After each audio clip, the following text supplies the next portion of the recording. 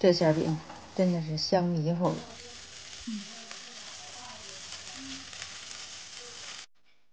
一会儿孩子有同学来打电话来说让我给烙点馅饼。咱这全程也不用下手揉面啊，备这么一把小铲子，看刮的特别干净，这盆啊边边沿沿的，这样一刮就干净了。这面软硬度就这样就可以了啊，保持手呢干了。好了，和完菜就行了。和完肉馅，切点葱姜豆豉。好多人不知道豆豉是啥，就是这个黄豆做的酱味儿。我一般吃肉馅的时候都放点，素馅不用放。葱姜豆豉、白糖、提鲜、五香粉、盐。做肉馅放点白脂粉去腥提鲜。松鲜鲜的调味料，蚝油、生抽、老抽。一般咱家吃就是这些调料，和匀了就行了。如果觉得肉馅太干，就打点水，最好用调料水，别打太多了，太多了不好包。这个是炸的料油，花椒、大料、香叶、桂皮、干辣椒、葱姜，用料油调出这馅儿更香。和了匀了，先给它腌会儿，让它入味儿。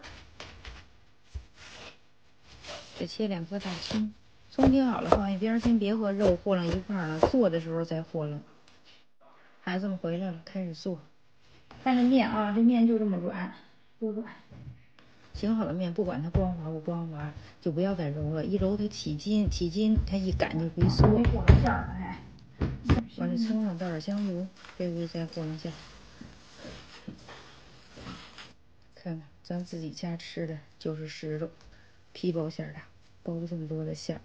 这个咱咋包都行，我习惯这样拖着包。看我这面没揉，多听话。就是咱和面的时候多搅和会儿，表面喷点油，多醒会儿。做的时候就别再揉了，这面它就会听话的。擀的时候啊，用擀面杖上下左右的先给它摁摁，这样呢让它馅儿分布的更均匀，两面都是啊。这个要两面擀才能保证两面的皮薄厚一致。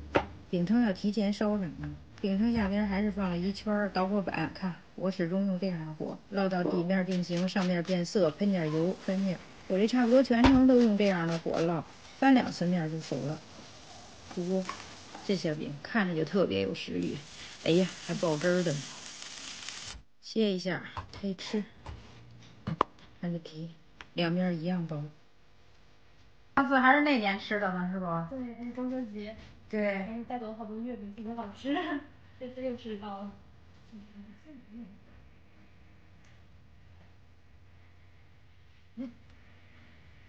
特别好吃，真的好吃。这饼怎么这么薄？我没有这么长。它这个这边不热，这个正好过来那个。周会做这边人。这儿卖这肉饼好像还不得几十块钱一斤呀。就是60块钱一斤算是赖的那种肉了。没事，你多少想吃你就过来，我给你做啊。没事。